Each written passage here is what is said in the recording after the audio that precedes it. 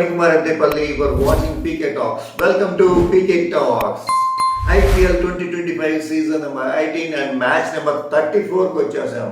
ఈ మ్యాచ్ వచ్చేసి RCB versus PBKS, Royal Challengers Bengaluru versus Punjab Kings.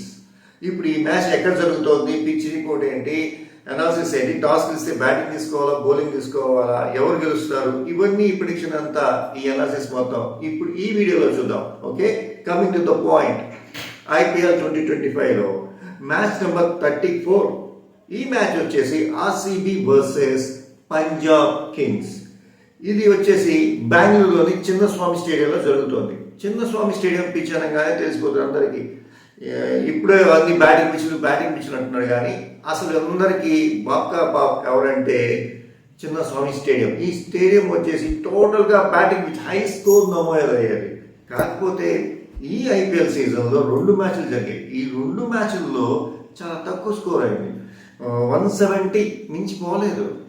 అది ఎందుకు ఏంటి అని తెలియదు. అలాగే బెంగళూరుకి ఇక్కడ 2 మ్యాచ్లు ఆడింది, 2 మ్యాచ్లు ఓడిపోయింది. ఒకటి జీటీతో, ఒకటి టీసీతో, 2 మ్యాచ్లు ఓడిపోయింది. ఎందుకు ఏంటి అని అర్థం కావట్లేదు. కాకపోతే ఒకటి, ప్రతి వాళ్ళు ఇక్కడ బాగా హైయర్ స్కోర్ చేయొచ్చు అని ఓవర్ ఇంటెన్షన్తో వచ్చి ఆడుతున్నారు కాబట్టి పోతుందని చెప్పి ఒక చిన్న అనాలిసిస్. ఓకే, ప్రస్తుతానికి ఈసారి ఇది పిచ్ వచ్చేసి హై స్కోర్ నమోదు చేయడానికి ఉంటుంది. అండ్ ఫస్ట్ బ్యాటింగ్ చేసినా, సెకండ్ బ్యాటింగ్ చేసినా కూడా 200+ అయ్యే ఛాన్సెస్ ఉన్నాయనుకుంటారు. కానీ నేను ఈసారి ఇచ్చే ప్రెడిక్షన్ అంటే 170 to 180+, అంటే 180+ ఇస్తున్నాను నేను. 180 స్కోర్ అవ్వచ్చు అని చెప్పేసి ఒక చిన్న అనాలిసిస్.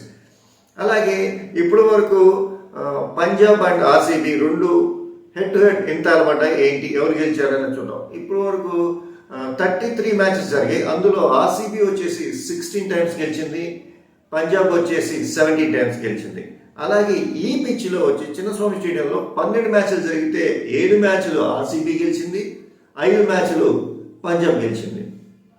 ఓకే, ఇప్పటి వరకు ఇది చూసుకుంటే పాయింట్ టేబుల్లో వచ్చేసి ఆర్సీబీ వచ్చి 3rd ప్లేస్లో ఉంది అండ్ పంజాబ్ కింగ్స్ వచ్చేసి 4th ప్లేస్లో ఉంది పాయింట్ టేబుల్లో ఇప్పుడు వరకు ఉన్న దాంట్లో. అండ్ ఈ మ్యాచ్లో ఇద్దరు బలాబలాలు ఎలా ఉన్నాయి ఒకసారి టీమ్స్ చూద్దాం. ఓకే, పంజాబ్ వచ్చేసి పేషారియన్, Prabhas Singh, Shreyas Iyer, Nihal, Josh, Shashank Singh, Maxwell, Marco Jansen, Buttler, Arshdeep Singh, Chahar, Harpreet. ఇది వీళ్ళ టీం. అండ్ ఇటు ఆర్సీబీ వైపు చూస్తే Virat Kohli, Phil Salt, Padikkal, Rajat Patidar and Livingstone and Tim David, Krunal Pandya, Bhuvneshwar Kumar, Hazlewood, Sushant Sharma and Jitesh Sharma. ఇది ఓవరాల్గా ఇది వీళ్ళ టీం.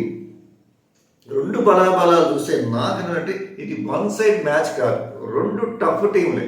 1 సైడ్ మ్యాచ్ అవకాశం లేదు. నా తెలిసిన ప్రిడిక్షన్ ప్రకారం ఇద్దరికి 50-50 గెలిచే ఛాన్సెస్ ఉన్నాయి.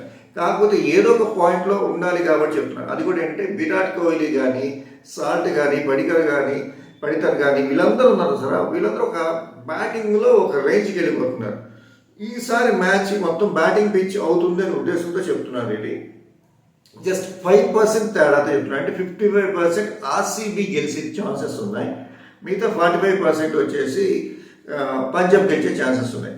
అది అటు ఇటు కూడా కావచ్చు, కానీ ఒక ప్రెడిక్షన్ ఒక పాయింట్ ఇవ్వాలి కాబట్టి who will win the match అంటే మాత్రం ఆర్సీబీ గెలుస్తుంది అని చెప్పేసి పీకే టాక్స్ అనాలిసిస్. ఇలాంటి వాటిని బెట్టింగ్ పెట్టుకోకండి, జస్ట్ ఒక అనాలిసిస్ మాత్రమే. ప్రీవియస్ రికార్డ్స్ ఇవన్నీ చూసి చెప్తున్నాను.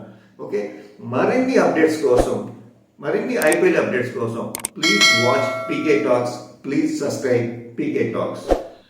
హాయ్ ఫ్రెండ్స్, ప్రతి వీడియోలో చెప్తాను, ఈ వీడియోలో కూడా చెప్తున్నాను, బెట్టింగ్ యాప్స్ జోలికి వెళ్ళకండి. బెట్టింగ్ ఆడటం వల్ల మీరే కాదు మీ కుటుంబం కూడా రోడ్డు పడే అవకాశాలు ఎక్కువగా ఉన్నాయి. సో ప్లీజ్ బెట్టింగ్ యాప్ వాడకండి, బెట్టింగ్స్ పెట్టకండి. Okay, say no to betting apps. Okay friends, this is Fanikumar Addepalli signing off.